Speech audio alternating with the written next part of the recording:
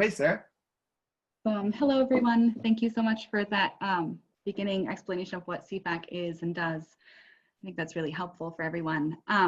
Thank you for tuning in, everyone from your homes tonight.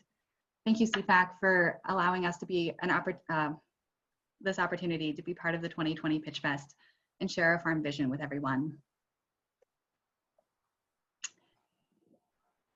My slide's not advancing, 1 second. I do not have the ability to advance my slide. Here we go, great. So right off the bat, I wanna let you know that we are already funded. Our experience with Kiva and the whole loan process has been incredible.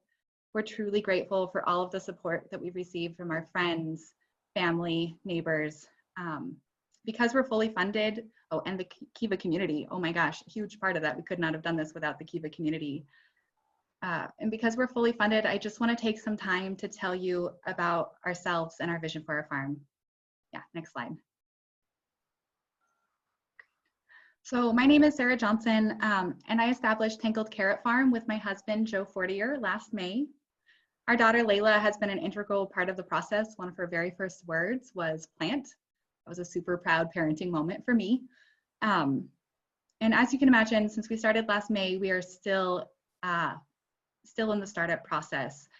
And the funds from our Kiva loan will allow us to purchase equipment and invest in needed infrastructure for our farm. Next slide.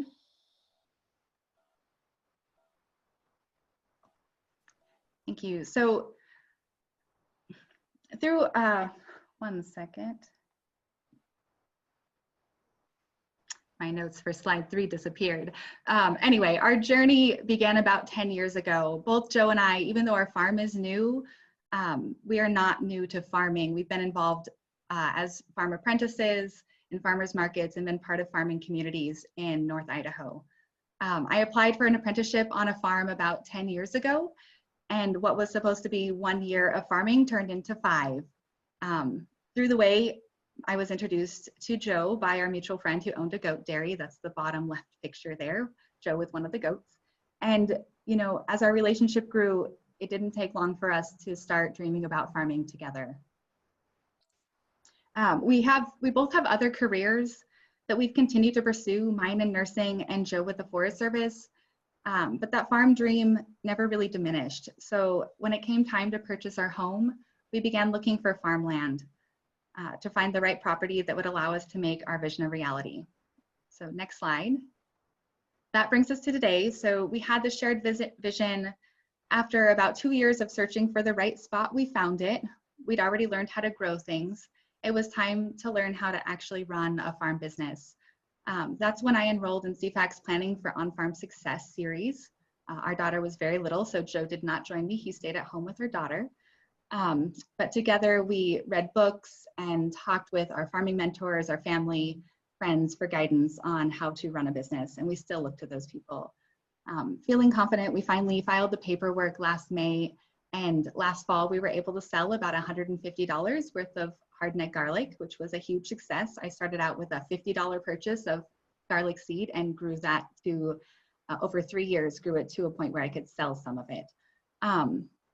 Currently, garlic is the only crop that we can reliably grow on our farm because of the amount of deer and elk that pass through our fields. So our next most important step is building a sturdy fence and putting in season extension infrastructure to allow us to deliver produce for a longer period of time during Montana's shorter growing season. Next slide. So this slide provides a general timeline of where we intend to go and what this loan is enabling us to do. Without this opportunity through Kiva, this timeline would be stretched out much further, since everything is dependent on having capital available to cover the large startup costs. This year, most of our early season will be spent focused on, we'll be establishing our infrastructure, building soil health, and testing out our planting schedules. We plan to grow far below our capacity this year so that we can really focus on consistency and timing with our products, keep meticulous records, and develop our market so that we can ramp up our production in future years. Next slide. So we hope to offer 40 different types of fruits, vegetables, herbs, and flowers with a focus on things that I love to grow, including two of my favorites, tomatoes and garlic. One thing I'm particularly excited that I'm growing is Killarney Red hardneck garlic, a variety that earned its namesake from the farm where I apprenticed for 5 years. It has so much meaning to me because the farmers are truly my second family. Now we acknowledge that in Missoula, Montana, in this area, there's nothing particularly unique about growing fruits and vegetables because there are so many incredible farmers and fantastic markets. But our reasons for farming are not purely business. Our belief and our experience is that small and local farmers offer so much to their local economies, more than just being another food source. Farmers markets offer an important environment in which to develop community.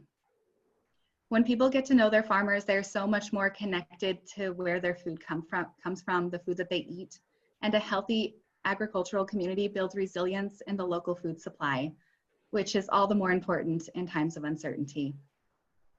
In addition to being part of that broader community support system, our vision for farming is also driven by a desire to build resiliency to a changing climate in our own backyard. We want to focus on sustainable practices that increase efficiency but decrease resource needs, conserving soil, energy, and water. Next slide.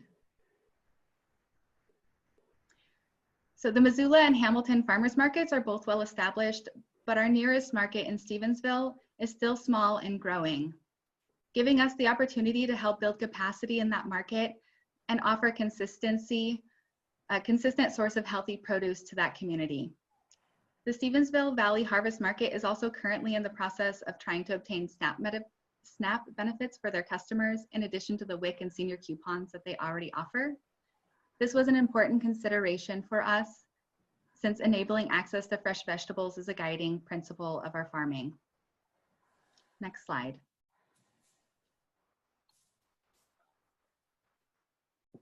As I mentioned before, in my other life, I'm a nurse. As a nurse, I never thought that my work would intersect with farming. However, the further I go, the more the two have become intertwined. For about the past year, I've been working closely with our nurse scientist and sustainability coordinator at Providence St. Patrick's Hospital to decrease our hospital's carbon footprint while building resiliency in our community through our local partnerships.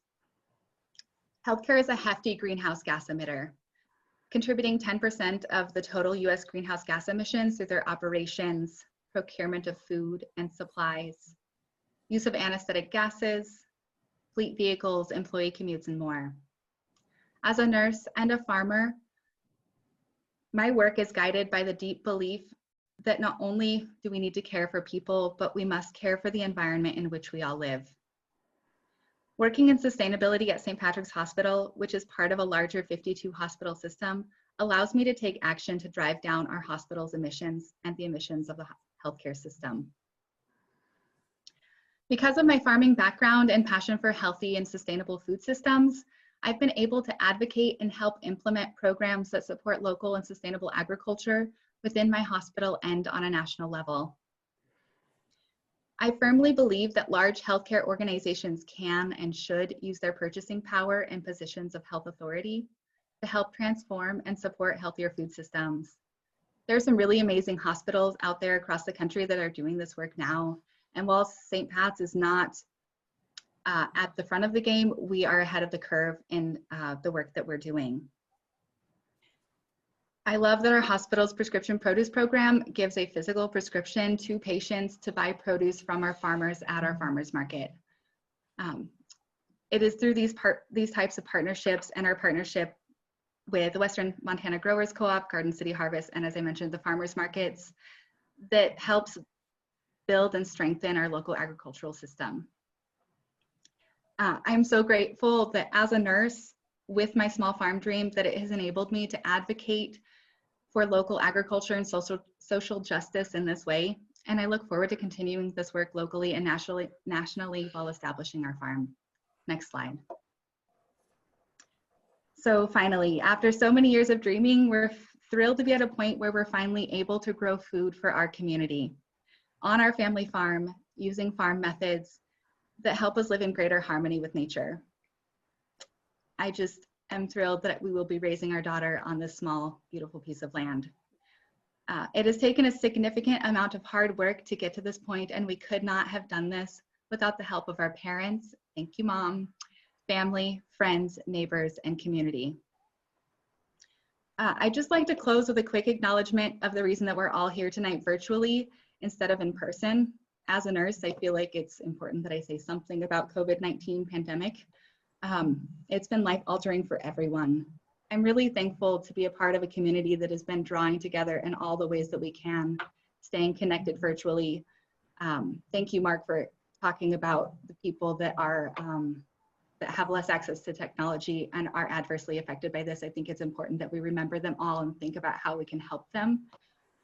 Collectively, we have to work together to slow the spread of this virus by reducing our in-person exposure to one another. My voice is getting a little gravelly because I am a nurse. I'm gonna go back to work here soon. And so, as a nurse, I know that my colleagues and I are very grateful to everyone who's social distancing right now and staying at home so that we are slowing the spread of this virus. I'm really sorry, but I know that my coworkers and I have been a little anxious, worrying that our hospital beds are gonna fill up too quickly and that we won't have the resources to take care of them. So thank you everyone who is doing what we're asking you to do, staying home, washing your hands, thinking about the people that need to a little extra care. I'm definitely off script now.